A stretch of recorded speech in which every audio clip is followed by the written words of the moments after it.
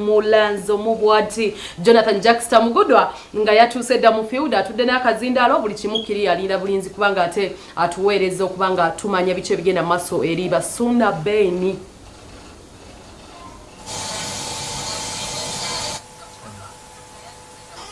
Kali, thank you. Tash Biebe outer BBS television. Yeah, tuchagera maso program roundabout. Once again, mwebali abatulaba. Share the show. Tell a friend until the baddest tree in the land. Saka sazwera mukaga eba kweri. I appreciate buli omu abera ku social media na alaba ne mutufura bakabi kali no. Yeah, so much has happened olunaku lwalero, and of course tulonda emboze zikoza amawulire ne tubanga ze tubawa. Ndina abakulu, that is Mbazira Tony ne munnabuddu munne omukulu Suna Beni. Suna Beni, what is chiche chama chewazula mukanyama ako? Osazewo nkole bwotyo. Onyanjula eri Obuganda mu ngeri efaanagana kuba. Wakolera erinnya wamala. Nalikola erinnya namala. Neje ziri zintenda. Wekakulaba uyo duka. Zena linyuma nembaziza ne mugamba nti watyanga kubanga nze manyi betuli bera ku line yeggulu mazira batalimba mu maaso ndi muba mabega ne watyanga tugenda tusotya mpola tugenda okulaba nga jjajja waazo eyazaala zonna ezaali ku nsali wali atudde akuta akatambaala asirisa abazukulu be batokomosaala baali eno ng'azaala baabatemu bali ku layini mujja atudde wali alumwa abagwikiriza ebbanga lyonna bazukulu be baliiriddwa naye nga bali bajja sanyisa okulaba Suna Beni nange nensanyuka okusigala ku Jackson muganda wange weewaawo nange nsanyuse mukulika show sho twagimaliriza guli gwadde mukolo gwa ggwanga endongo ya Uganda mugiroze mugimazeewo okijja kutya ekigambo ekinene bwekiti ate tukyakola natolina Suna Beni nembazira sho zijjula maama era byabanga oluli nga Abudumulasi bwatakibaako kirya nalubeganga we batamulanga ng'abantu manne yanne emmye. Tugenda kutunulako. Today we are going to know the genesis of this incredible duo group. You're not a duo, but you're friends. You're a family. Temukola chichi. Ekintu kyame kifaanana ene tugenda bitegeera. Obodde otandise okidobonkanira kubyanga tana. Njagadde nnyo emboozi muze muzitegeera. Omanyi njagala nnyo ne mumpayo extra voice ku mboozi zino ze tubawadde. Bobby Wine twatandise ne Bobby Wine nga celebrating emyaka 10. Mu bufumbo. Are you inspired? Oli mufumbo. And are you inspired? We are somehow inspired, though we are not yet there. Nenga aba inspiring. Of course.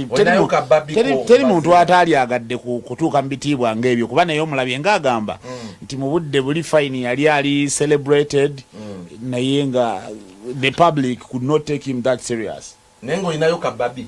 Nze goyogera nindi bisajja. Gamba bu. Bu babi. Dekanawe, are you sure? Aliba. Eba na Masaka mwatujira. Ate Beni, Suna Beni. Oyinayo bu babi, obaka babi. Njagala nnyo kafuna. Omanyi kali akadohagira nti My lord.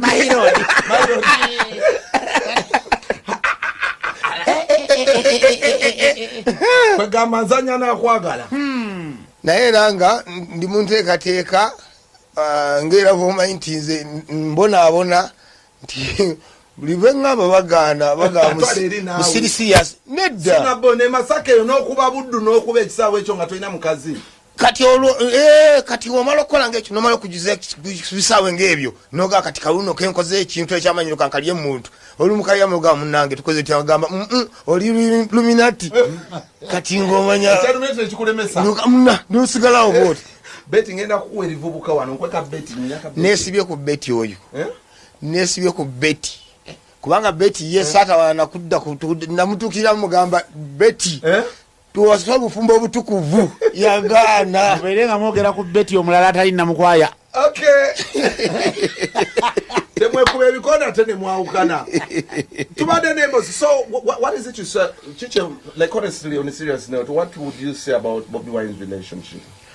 Tujenyumirizaamu alaze abavubuka amanya abavubuka aliwo ebintu bitwali tutunulya nga situbitwala serious nti omuntu nazi kuno fe twakula tulaba ng'abantu abafumbirigana mu bufumbo obutukuvu balina kumala kubeera bakadde nga bazeeyi ddala ebitagambika mwatulanga ku mukolo ng'omwami n'omukyala mubamanyi endya n'ensula nga mubategeerera nga muzze kulaba bulabi kyambalo naye nga siwaliwo kyamaanyi kye muzze kulaba naye kugamba yatulaga nno ne generation ey'abavubuka osobola okutukuza obufumbo bunobeera ne mukyalawo mu bulamu obulungi ne mweyagala bundi waliwo ababadde bataka ku Bobi Wine kuninga tuli mu struggle omufumbibwa lubyane lyakubye embaga simanya Ssenyonyi akubye embaga yavuddewawo anti jukira chache eyo yamuyise gye yakufunira obufumbo so yajaguza emyaka 10 ne bamuwa invite ajja ayo inspiring ku next generation nabo ababadde mu myaka gino gyonna so nagamba nti ekyokuba nti Nubian lyafumbirwa it is deliberate ngaye bwe yafumbirwa I think it's worthy. Would you concur with him? But Nubian bali right to marry nga tuli mu struggle.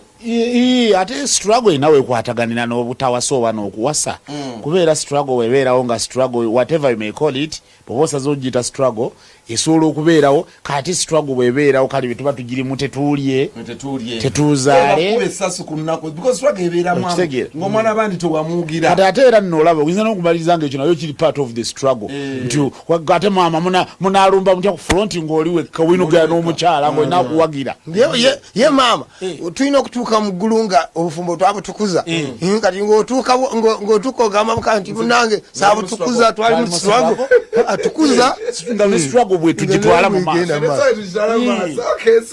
Okay eyo katuveewo wa Bobi Wine olw'obudde olabye emboozi ya Salvador Salvador babadde bamutabukidde bye batabukira Ronald Mayinja ansebo totandika ugenda muno byanalemo pete n'abagamba munve konkola sente singa MK abawa sente mwandigenza okuyimba ku birthday mbazira tone ne Suna Beni ekirungi tiyatuwa kale nze nzigaba what oyagala tukole ki mujje ku birthday ya MK waliwo yagamba okujja nzijja naye sirina kigambo nekikyenyako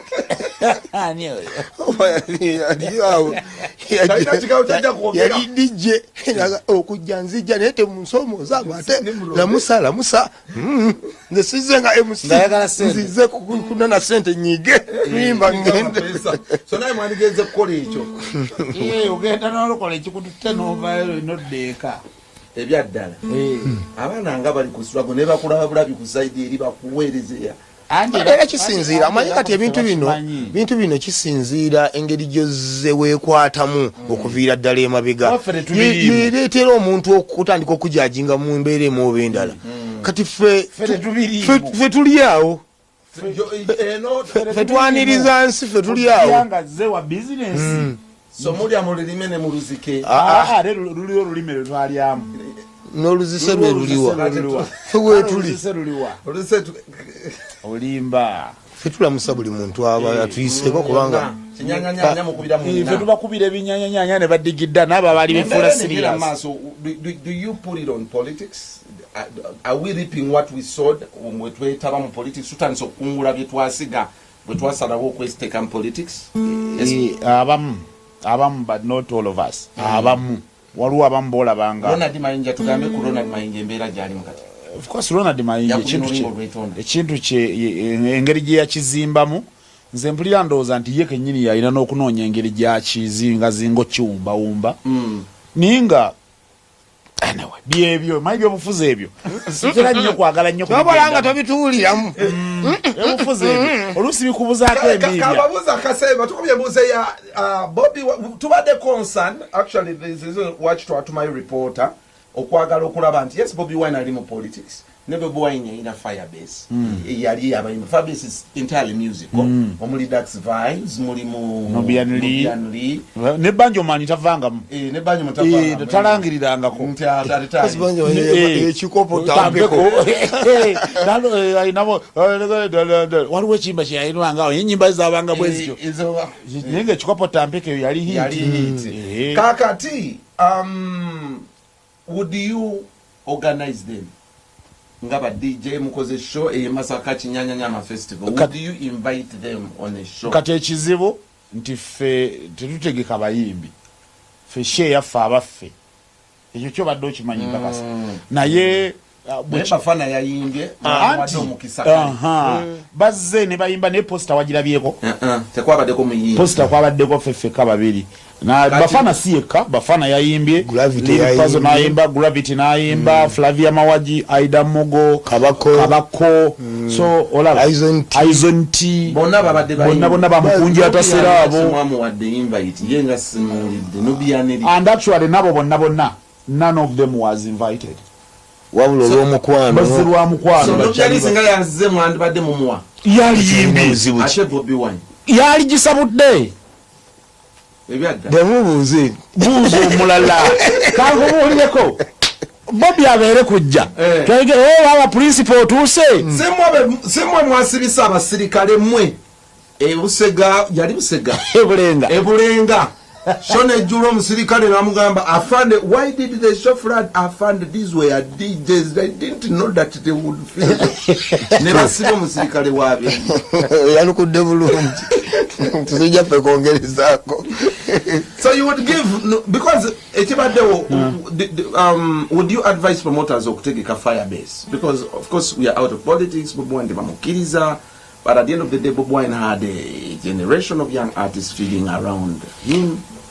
Bobi Wine bw'abanga yagunjaawo Firebase n'ebaawo yagigunjaawo mulimu ebikonge ebisobola okutambuza ekintu newankubadde nga naye head wa Firebase naye era oteekawo ekintu nti ne bwe sibaawo baliwo abalina okusobola abalina kye basobola okutambuza so kati wabanga alina kye yateekawo bwabanga ye bamuyinako obuzibu mbeeremu oba endala kati baleke balibo batambule bagende mu maaso omuntu abategese ekivulu n'ateekamu ssente bakkirizaamu oti ye kamooti agambye baddayimba naye nga tebamugambye nti baliyogo naye bwe dagamba oba drone ejja buli drone kyalabalengera nti wagwantera egamba poliisi yabadde all over era negundi bamukebedde mu matu ne mu nnyindo Dax Vibes aliwa principal tabeera mu saati nso okwekweka mu kutu n'abuukayo mu ngeri ya lobadoba style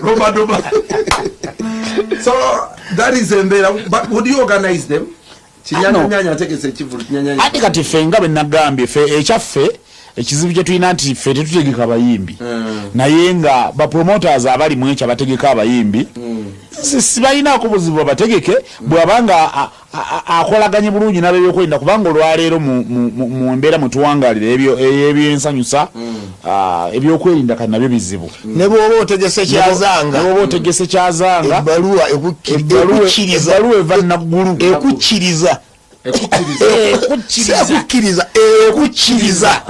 eva naggulu so nga tuvaayo eyo